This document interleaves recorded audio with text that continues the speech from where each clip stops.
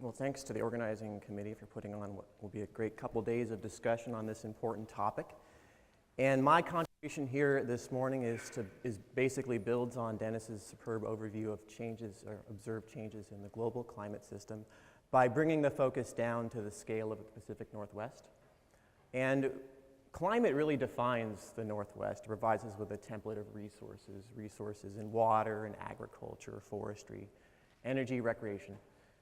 And these resources in turn influence our economy and our culture, and therefore all of us who are Northwesterners should have a vested interest in changes in climate as an element that defines us. As Dennis mentioned, there are several knowledge gaps in sort of what climate change looks like. We're trying to address some of these knowledge gaps today as some of these hot topic issues. The picture of climate change in the Northwest might look something like this. We have an idea of what climate change looks like. We've gone through several iterations of looking at global climate model simulations, regional model simulations, a series of observations. And through time, we gradually fill pieces in here. And we're going to add clarity to this picture through time. And what I'd like to do today with my time is to basically paint the picture in a very broad sense of what we've observed in terms of climate change, as well as to paint a picture of what climate change might look like going forward. And the ultimate goal is to set the table for Amy's talk on climate impacts, as well as a number of talks that you'll be hearing throughout the next couple days dealing with climate change of the Northwest. So I'll have you do a little bit of visual calculus. I think that's a nice way of looking at things in terms of looking at time series of temperatures. And the time series of temperature for the Northwest in an annual average looks something like this here. And what we can see is that as we go from global scales down to regional scales, we get a lot more interannual variability. So there's a lot more noise in that signal. And there's also quite a bit of decadal variability. But nonetheless, the general view of observed changes in temperature for the Northwest very much fit the narrative of observed changes in temperature at global to continental scales, where we've seen this warming of on the order of 0.6 to 0.8 degrees Celsius, with obviously some bumps in the road, as it might turn out. If we actually compute linear trends, and I won't necessarily say that linear trends are necessarily the way to go, because the forcing of the climate forcing of various signals, particularly man-made anthropogenic forcing, is not linear. There's actually been an increase, an acceleration. But if we compute linear trends for the annual as well as for different seasons, we see a couple things. And these are linear trends starting for different time periods, 1900, 1980, all ending in 2012. You see a couple things. One is that you see mainly that the rate of warming over the past 50 or so years exceeds the rate of warming that we've seen over the past century. The second thing that's worth pointing out is that when you look at trends for seasons, we know actually as we go from annual time scales to seasonal time scales, there's actually heightened variability. And certainly that shows up here. When you look at these trends by season, you see a lot more heterogeneity in terms of the temperature trend. The one interesting thing that actually shows up here when you look at these trends in temperature, mainly you see warming. The one exception, though, is we do see cooling in spring. And so maybe this is our regional hiatus, if you will, in terms of temperature trends. So David Root, Phil Mote, and myself tried to get to the bottom of what's behind this heterogeneity in regional temperature trends. And we did this by looking at some of the usual suspects, things like solar variability, volcanic aerosols, natural variability realized through ocean-atmosphere teleconnections, things like the El Niño Southern Oscillation, the Pacific North American pattern, and then, of course, man-made or anthropogenic forcing. And the main conclusion that we found was that a lot of this heterogeneity in seasonal temperature trends could be explained by a confluence of natural variability with anthropogenic forcing.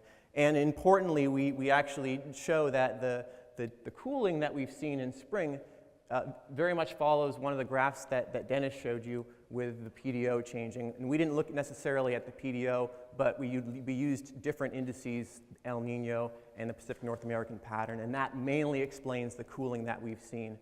And this is something that we see through time, particularly on regional scales. Certain climate teleconnection patterns have strong footprints on a regional scale in the Northwest.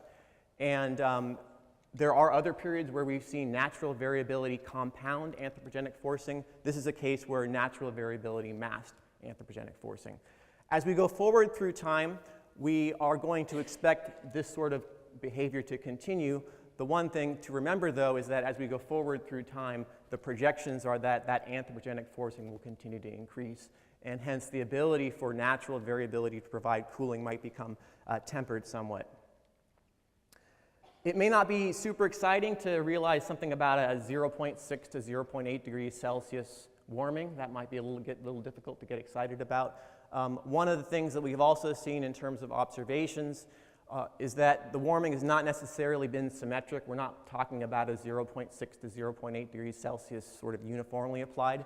And one thing that is interesting is that when we looked at these global historical climate network stations and looked at trends in the coldest night of the year, so the coldest minimum temperature during the winter, we saw a significant increase, a significant warming in those nights. And that has some interesting implications. One of the issues in the Northwest is the bark beetle, and the increase in these coldest nights might be important for reducing the overwinter mortality. We could do the same sort of analysis for regional trends in precipitation, and when we do that, we get a story which is partly cloudy. There's a lot of variability in precipitation. In particular, these are 3 different data sets. I should have mentioned that earlier. They basically show the same thing, but we see quite a bit of multi-decadal variability. We see this drought period in the 20s and 30s, and then relatively wet conditions here from, say, 1950 to 1980. There's no really long-term trend in precipitation on the annual or water year basis. The only trend that ended up showing up is an increase in spring precipitation that appears fairly constant throughout this time period. It doesn't appear like this is directly related to anthropogenic forcing. It's likely a manifestation of natural variability. You can see in recent decades trends towards reduction in winter precipitation and also a reduction in fall and summer precipitation. But there's just a lot of natural variability in the system, and there's not really any significant trends present there. So one thing that I should probably point out here is when we look at long-term trends in climate for the Northwest, and this applies for other areas of the globe, in the Northwest in particular, we have complex topography. Most of the long-term records in the Northwest come from these National Weather Service cooperative weather stations. They're predominantly located at lower elevations, and this might lead to some problems in reconciling observed changes in temperature or precipitation. An interesting study that Charlie Luce led in last year that I participated in looked at relationships between the strength of the lower tropospheric westerly wind and the amount of precipitation falling across the Northwest on an interannual basis. And this is really just looking at winter. And what we found is we've actually had long-term observations of mountain precipitation from snow-tell stations as well as these lower elevation stations over this past 30-year period. And we found this pretty interesting relationship here whereby the annual or the winter precipitation in these north-south oriented mountain chains such as the Cascades and the Northern Rockies was quite sensitive to the strength of that westerly flow. That's important because we've seen long-term observations of decreases in stream flow in unregulated basins. And this is not an isolated incident. We see this pretty widespread across the Northwest. And there's been a number of questions as to why that might be. If we hold this relationship, this idea that as the wind speed increases, as the westerly flow increases, precipitation in the mountains responds differently and increases even more, and we look at the long-term trends in the strength of those westerly winds, lower tropospheric westerly winds, we see this overall decline over the past 60 years. This is just for the Northwest and just for winter. And realistically, much of this has to do with what was happening here in the 50s through the 70s. So the idea here is that potentially decreases in the strength of those winds may have decreased the orographic precipitation ratio and hence resulted in a decrease in mountain precipitation. That's one hypothesis. At the same time, there's been a lot of other things that have been occurring in the Northwest that could relate to mountain precipitation runoff. We've seen warming. We've seen earlier advancement in the timing of snowmelt, and hence there could be increases in evapotranspiration, hence less water making it into stream flow. We've also seen less precipitation falling as snow. So realistically, when it comes to sort of identifying the cause, it's most likely to be a collection of climatically driven processes. Okay, looking forward through time, again, we've gone through several iterations of modeling in terms of the AR5, et cetera. We've gone through several different iterations, and as Dennis mentioned, globally, despite advances in modeling, we basically are painting the same picture of what the globe is going to look like in a changing climate. And the same holds for the Northwest. And so what I'd like to do is to provide some context of what the future holds. And I'll start by showing a time series of temperature, mean annual temperature for the Pacific Northwest. And there are two different representative concentration pathways. These are sort of future scenarios of energy use, and you'll hear more about that later. And the red is basically showing the business as usual. The blue is showing a future where we sort of change the way in which we use energy. Regardless of which path we head on, there are different models here that are being shown. We use an ensemble method for looking at climate projections rather than rely on a single model. Whatever path we go on, we see warming. That warming by the end of the 21st century can be quite acute.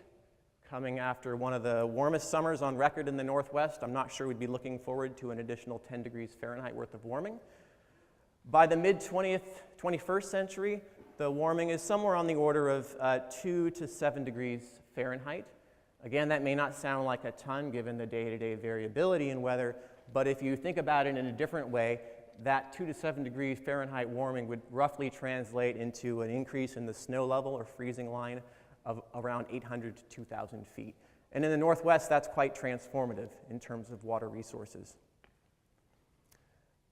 My group at the University of Idaho, particularly Catherine Hezevich, has been taking these global climate models and statistically downscaling them. And the purpose of doing that is that the global climate models themselves produce output that's on the order of maybe, 200 kilometers by 200 kilometers for a pixel, and that's not directly usable for impact modeling. The method that we've been using is a statistical approach, has some caveats to it, and it's called the Multivariate Adaptive Constructed Analog, MACA for short. Several acronyms you'll be hearing throughout the conference. And this approach is advantageous in that it uses daily weather simulated by the GCMs, and hence it's able to capture some of the additional statistical changes in those distributions. We also extend this process to variables other than temperature and precipitation. And I should mention that this is a project that's been supported by the Northwest Climate Science Center, CERC, as well as the Regional Approaches for Climate Change, NEFA project. So I'll show you a few of the projected changes that come out of our downscaling and to hopefully paint the picture of climate change. First, we'll start by looking at projected changes in temperature here on the left, and we'll do this by looking at these changes through the lens of the multi-model mean. So this is basically the average over 20 different models.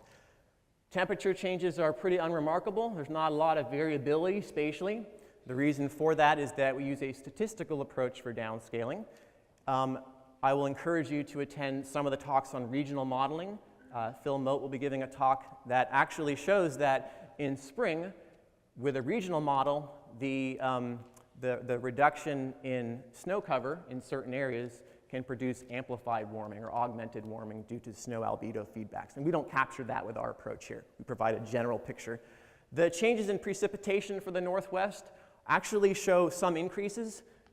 Don't get too excited though. Those increases are on the order of 5% or so, very much masked by the year-to-year, decade-to-decade variability. So nothing that would be quite large. The seasonal distribution of those changes, though, tend to sway more towards increases in the winter or the cool season and some declines in the warm season. And this might not be super important. The declines in warm season might not be super important because that's not really contributing much to water supply. But the lack of precipitation, or this decrease in precipitation in the summer, might be important for impacts relating to wildfire risk and other ecological effects. Using these downscaled models, we can also look at some of the climate derivatives or variables beyond just changes in the mean. And so here are a couple examples. This first one is near and dear to me, freeze-free season. I'm living in Moscow, Idaho. I have a big ton of tomatoes that are green right now, and this is the time of year where I play beat the clock with the first freeze date. So with climate change, the projections generally call for somewhere between a 20 and 50-day increase in the length of that freeze-free season. So that might have positive and negative ramifications. For a tomato farmer, that might be good in a place that's kind of cold. The increases, though, on the other hand, in the number of days above 90 degrees Fahrenheit don't look too pleasant if you are someone who lives in Boise or the Snake River Plain. Those increases are significant, 70 days a year plus of 90-degree temperatures. These data have also been incorporated into a variety of hydrologic and ecological models. And so these are some results by the University of Washington group. And they've taken the data, run it through the variable infiltration capacity model. And we're looking here at the projected changes in April snow water equivalent. And those changes are quite acute. Significant losses in the Cascades, also in the Northern Rockies, particularly in these transient watersheds areas that are quite sensitive to warming. Another question, this is looking at the means, right? So another question is, well, under climate change, might we see, even though we're going to see a decline in snowpack, might there be years where we're going to see good snowfall, right? So I had a graduate student, Abigail Lute, who basically looked at this question by taking the downscaled data and asking, in a changing climate, how often are we going to get years that would historically be poor snowfall years and good snowfall years? And what she found was that in the Northwest, the projections call for poor snowfall years, or years that are in the bottom quartile of the historical runs, to become commonplace, whereas these good snowfall years in the upper quartile of historical model runs would become exceedingly rare, and in some cases we didn't find a single occurrence in a few spots in the Cascades and Northern Rockies. On the other hand, if we were talking about sort of the Central Rockies, the story might be a little bit different. As we move towards the summer, one interesting impact that we've seen in the last 3 years is wildfire. We've seen a lot of wildfire in the Northwest, and one question is how wildfire might change in a changing climate. There are a lot of things that go into creating a fire. One tact that I've taken is to look at a variable called the energy release component, and that's a proxy for fire behavior. And what we know is that historically a lot of the large fires, particularly in the forested ecosystems, tend to occur when the energy release component is above the 95th percentile. So looking through the lens of the GCMs, we basically looked at how often days like that might occur in a changing climate, and the projections for the Northwest are somewhere between a 60 and 100% increase in the frequency of those days. So there are a lot of things that we can do with global climate models, but there are a lot of things that we can't do with global climate models. And a few of these things, I think, really point to the need for regional modeling that I think a lot of people in the Northwest are doing. I get questions about how certain meteorological phenomena might change in a changing climate, things like atmospheric rivers and offshore wind events. We can get a very sort of fuzzy view using global models, but this is where regional models can provide more diagnostics. Climate processes, things like land surface feedbacks that could produce sub-regional changes in, say, temperature or precipitation. This, again, is probably a good place for those regional models to come into play. And then, of course, as we move towards the coastal environment, again, we're looking at global climate models that are, 200 kilometers by 200 kilometers. So for things like upwelling and coastal stratus, this is another good opportunity for the regional models to provide us more information, ultimately to help fill in some of these gaps in our knowledge. So I think I will end there and just say that climate change in the Northwest has been a bumpy ride, and it will be a bumpy ride going forward. We're going to see warming that's on the order of 2 to 7 degrees by the mid-21st century. And the impacts for the Northwest, I'll leave to Amy, and hopefully I've set the table enough for her.